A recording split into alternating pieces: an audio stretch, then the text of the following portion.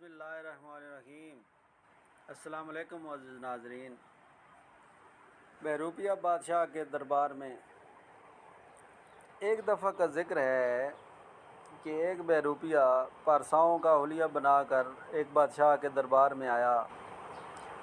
کہنے لگا کہ میں حضرت علی کرم اللہ وجہ کی اولاد میں سے ہوں۔ اس نے بادشاہ کی شان میں ایک قصیدہ بھی پڑھا اور کہنے لگا یہ میں نے لکھا ہے۔ بادشاہ نے اس کی بڑی عزت افزائی کی، اسے انعام بھی دیا اور بہت سا مال بھی دیا۔ اسی اثناء میں بادشاہ کا ایک قریبی دوست جو سمندری سفر سے آیا تھا دربار میں آیا اور اس شخص کو پہچان کر بولا، حضور والا، اس شخص کی بات کا اعتبار نہ کیا جائے، یہ جھوٹا ہے، پارسا نہیں بہروپیہ ہے، یہ تو مسلمان بھی نہیں ہے، طالبہ کا رہنے والا ہے، ایک عیسائی ہے، اور اس نے جو قصیدہ حضور کی شان میں پڑھا ہے وہ مشہور شاعر نوری کا لکھا ہوا ہے۔ بادشاہ نے حقیقت سے آگاہی پائی تو اس شخص کی شامت آ گئی۔ بادشاہ کو بڑا غصہ آیا، حکم دیا کہ اس سے انعامات چھین لیے جائیں اور منہ کالا کر کے شہر سے اس کو باہر نکال دیا جائے۔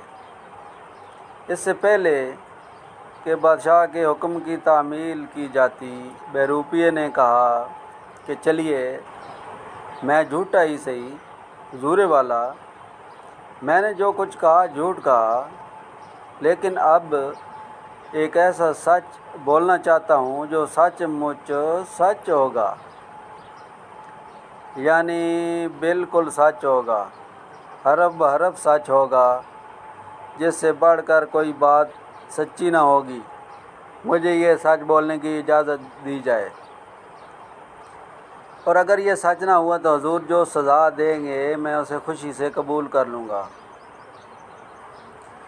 بادشاہ نے اس کی بات مان لی اور بولا، کہو کیا کہنا چاہتے ہو؟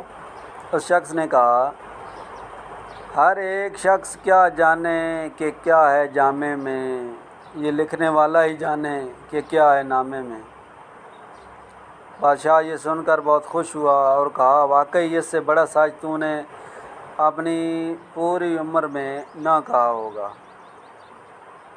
اس نے حکم دیا کہ ہمارا دیا ہوا مال اس سے نہ چھینا جائے اور یہ جدھر جاتا ہے جانے دیا جائے۔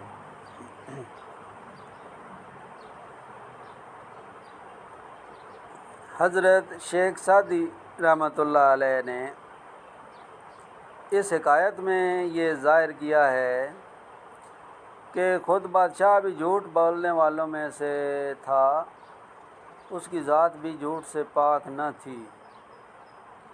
وہ بڑوں کے بڑا جھوٹ بولنے کی بات سن کر ہنسنے لگا۔ اسے عیسائی کا جھوٹ بڑوں کے بڑے جھوٹ کے سامنے بہت چھوٹا لگا، لہذا اسے معاف کر دیا۔ معزز ناظرین، میرے اس چینل سٹوری فائبر پر آنے کا بہت شکریہ۔ پلیز لائک اور سبسکرائب کر دیں۔ اللہ تعالیٰ آپ کو جزائے خیر عطا فرمائے۔ آمین ثم آمین۔